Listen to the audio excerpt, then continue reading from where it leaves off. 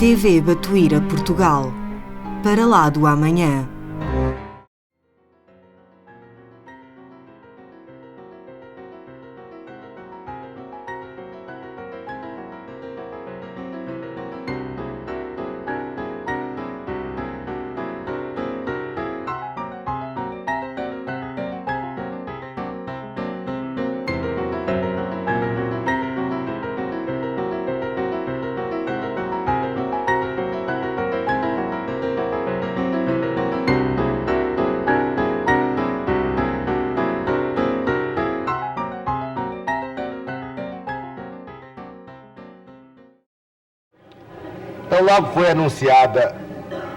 Então logo foi anunciada a sua presença aqui no Pinga Fogo, eu recebi em minha casa a visita de um senhor de nacionalidade alemã, cujo nome eu peço licença aqui para não declinar.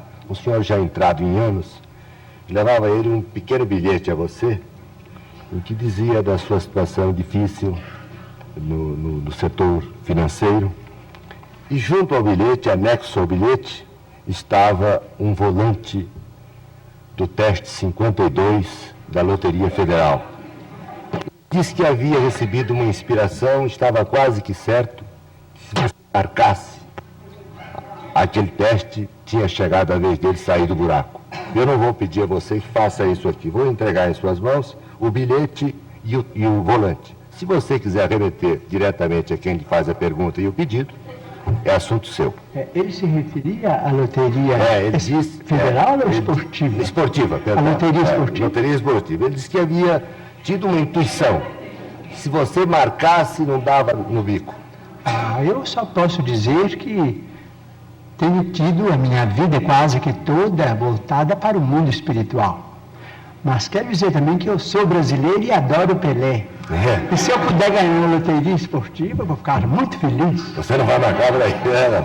Tá muito bem, Chico. Chico, tem aqui uma pergunta de Dona Maria Lúcia Silva Gomes, Avenida Tucuruvi, 763. Pergunta como se explica o homossexualismo e a perturbação no comportamento sexual à luz da doutrina espírita.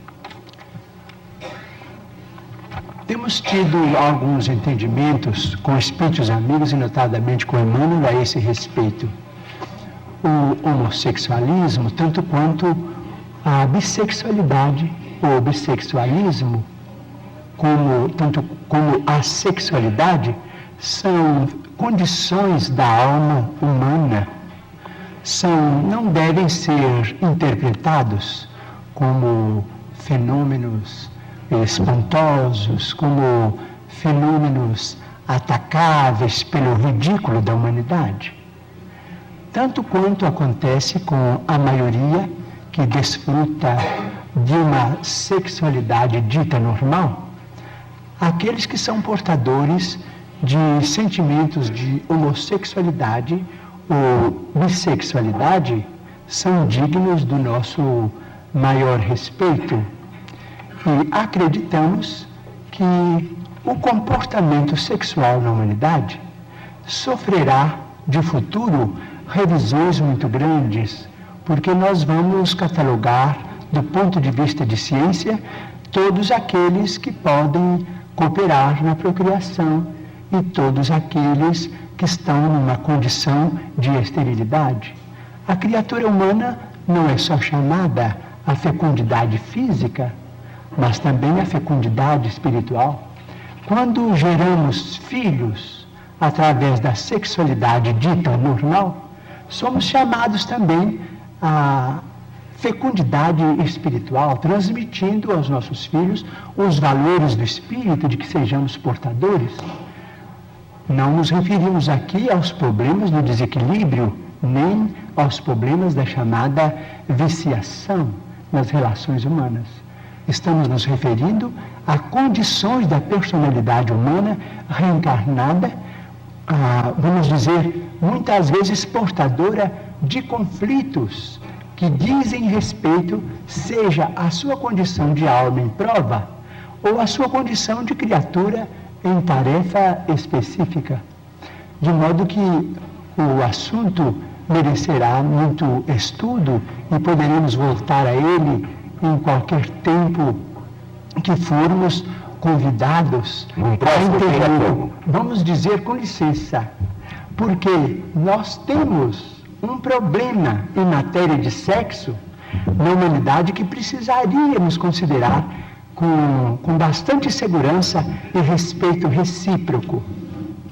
Vamos dizer se as potências do homem na visão, na audição, nos recursos imensos do cérebro, vamos dizer, nos recursos gustativos, nas mãos, na tactilidade com que as mãos executam trabalhos manuais, nos pés, se todas essas potências foram dadas ao homem para a educação, para o rendimento no bem, isto é, potências consagradas ao bem e à luz, em nome de Deus, seria o sexo, em suas várias manifestações, sentenciado às trevas?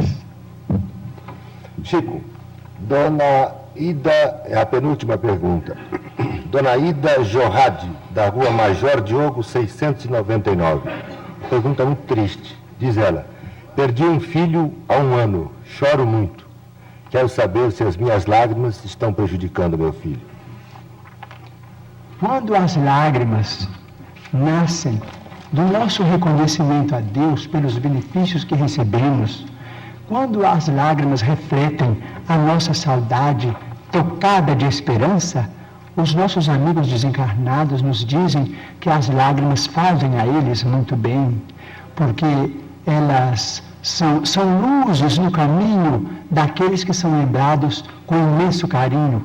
Mas quando as nossas lágrimas traduzem revolta de nossa parte diante dos desígnios divinos que nós não podemos de imediato sondar, quando essas lágrimas retratam rebeldia, essas lágrimas prejudicam os desencarnados, tanto quanto prejudicam os encarnados também. Muito bem. E aqui está a última pergunta da noite, Chico, deste primeiro Pinga Fogo, porque certamente você irá comparecer a outros. Carlos Alexandre Cavalieri está no auditório. Com base na sua explicação da criação de uma vida em um tubo de ensaio, pergunto: primeiro, como se daria a ligação do perispírito? Segundo, o novo ser nasceria sem as neuroses provocadas por possíveis desentendimentos entre os pais?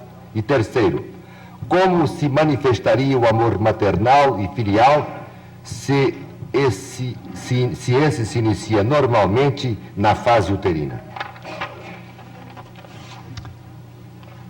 Os espíritos amigos nos dizem que o problema, por exemplo, do complexo de Édipo e as derivações dele, que nós chamamos de complexo de Eletra, esses complexos que foram inicialmente estudados por Freud e que hoje são desenvolvidos por uma pleiade brilhante de cientistas da psiquiatria e da análise, esses fenômenos podem ser perfeitamente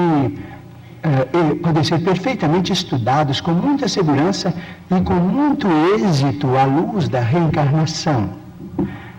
E nós vamos compreender que precisamos hoje da psiquiatria e da análise, porque as nossas ligações afetivas na Terra, quase que até agora, têm sido filiadas a um amor muito selvagem. Nós nos queremos uns aos outros dentro vamos dizer, nas teias da consanguinidade ou nas teias da afetividade, com um espírito de egoísmo que vai ao superlativo da absorção, de modo que a psiquiatria e a análise vão nos ajudar no mundo, em nome da providência divina, a nos estudarmos e a estudar estes vínculos para depois voltarmos a estes mesmos vínculos com um amor mais educado.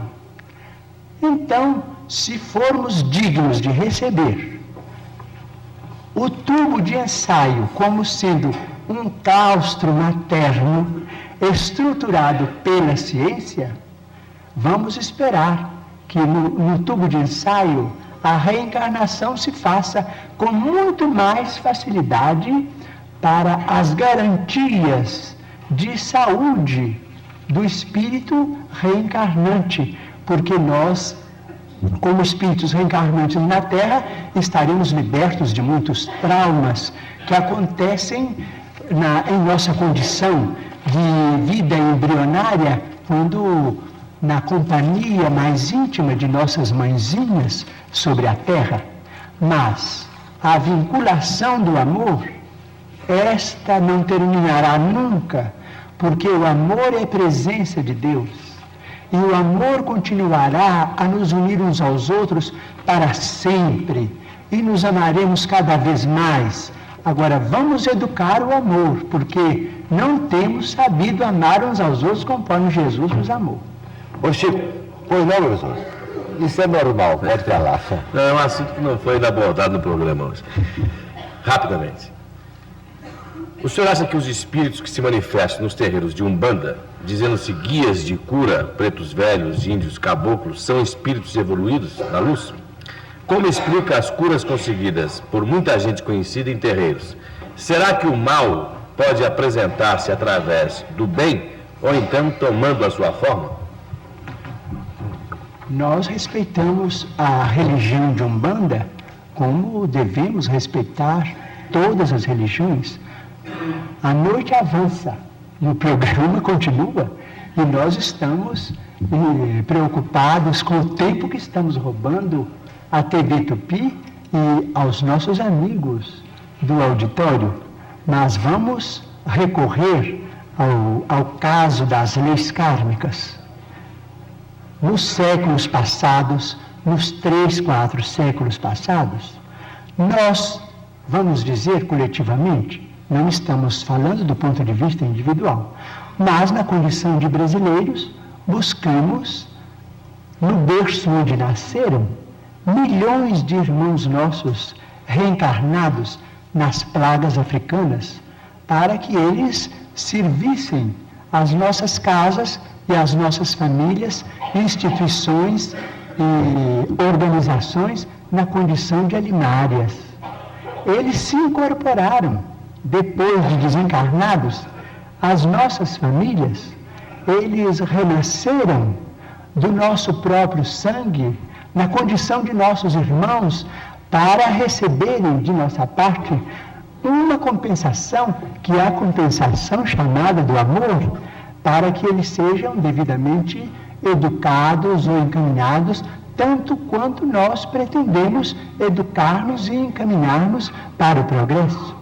Então temos a religião de Umbanda, que vem como uma organização dos espíritos recentemente, porque 4 séculos é um tempo curto nos caminhos da eternidade, recentemente trazidos para o Brasil. Eles organizaram agora, seja numa condição ou noutra. Nós no Brasil não conseguimos pensar em termos de cor, nós todos somos irmãos, de modo que eles organizaram uma religião sumamente respeitável também. Eles também veneram Deus com outros nomes, veneram os emissários de Deus com outros nomes. Respeitamos-los todos e acreditamos que em toda parte onde o nome de Deus é pronunciado, o bem pode se fazer. Agora, encontramos na doutrina espírita, individualmente e coletivamente, em nos referindo aos companheiros da doutrina espírita, a faixa que nos compete no campo de nossa evolução, para estudos do nosso destino, para estudo da imortalidade. Quanto a problemas de curas, permitimos-nos lembrar uma coisa, é que às vezes nós pedimos socorro a determinadas organizações para a cura imediata de determinados impedimentos físicos. Essa cura parece, talvez, forçada por nossas exigências, porque muitas vezes os nossos irmãos trazidos das plagas africanas se habituaram, de certo modo, a obedecermos quase que cegamente, eles se afeiçoam a nós com uma afeição, vamos dizer, terrível, do ponto de vista do egoísmo, de que nós todos, por enquanto, principalmente em se referindo a mim, somos portadores. Então, exigimos uma cura que se faz de imediato no campo físico, mas nos esquecemos de que, às vezes, a cura física é o caminho para encontrarmos mais adiante desastres morais de consequências imprevisíveis. Então, se as curas demoram no ambiente kardeciano ou se demoram no campo da medicina, vamos respeitar o problema dessa demora, dessa dilação, porque aquilo se verifica em nosso próprio benefício. Porque muitas vezes uma doença física ou determinada provação em nossa vida doméstica nos poupa de acidentes afetivos ou acidentes materiais ou de fenômenos extremamente desagradáveis em nossa vida. Muito bem. Há aqui uma pergunta extra, eu havia encerrado, mas eu não posso deixar de fazê-la, isso em respeito ao telespectador, ao esforço do telespectador, que nos telefona nesta altura da noite, da cidade de Machado, lá no sul de Minas, Chico, para dizer que a imagem do Canal 4 está chegando lá como um cinema, estourando na cidade de Machado como um cinema. E ele pergunta a você, gostaria de saber se Judas foi um traidor ou fazia parte de um programa para salvar Jesus Cristo? Sinceramente, eu sou uma formiguinha diante de um processo que teve consequências tão grandes na história da humanidade. Mas eu creio que nós podemos nascer ou renascer com as nossas tendências inferiores e, naturalmente, induzidos ao mal, porque nós todos não, eu digo, eu sou portador de tendências inferiores muito, vamos dizer, muito pouco recomendáveis, vamos dizer assim, mas se eu deixo essas tendências à solta, e se eu vou praticar com elas males maiores do que aqueles que eu já cometi em existências passadas, eu sou responsável, conquanto possa ser instrumento para o resgate de determinadas situações ou peça na engrenagem da história de grupos ou de coletividades com consequências agradáveis ou desagradáveis para o futuro. Individualmente, nós devemos pensar que nós temos determinadas tendências, vamos dizer, tentações, mas devemos resistir às tentações. Creio que Judas poderá ter renascido com tentações muito grandes para se apropriar da autoridade política e de exigir que nosso Senhor Jesus Cristo tomasse as rédeas do poder humano. Acredito. Mas creio que ele não devia ter deixado essas tendências assumirem o caráter que assumiram. É o que eu penso. Muito bem, Chico Xavier, chegamos ao fim do Pinga Fogo. E aqui está o meu pedido, que tenho certeza é o pedido de todas as pessoas que lotam este auditório e dos milhares e milhares de telespectadores que até a esta altura da noite nos honram com sua audiência.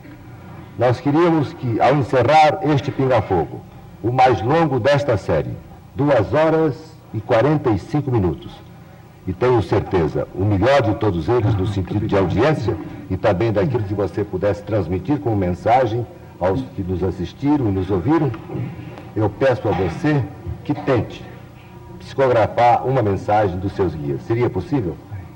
Vamos tentar. Quero formular um pedido, então, ao público presente, ao auditório, para que se mantenha no mais completo silêncio, a fim de que Chico possa se concentrar alguns segundos, a fim de tentar esta mensagem. Poderíamos pedir um pouquinho de música que ajudasse? De música que ajudasse? Vou pedir ao Galão. Galão, um pouquinho de música. Você quer essa luz? Quer que fique um pouco a luz? Eu vou lhe dar uma lápis. Pelo menos 2 com caneta, lápis, mas preferindo lápis. Não, nada disso. Não tem. É possível dúvida.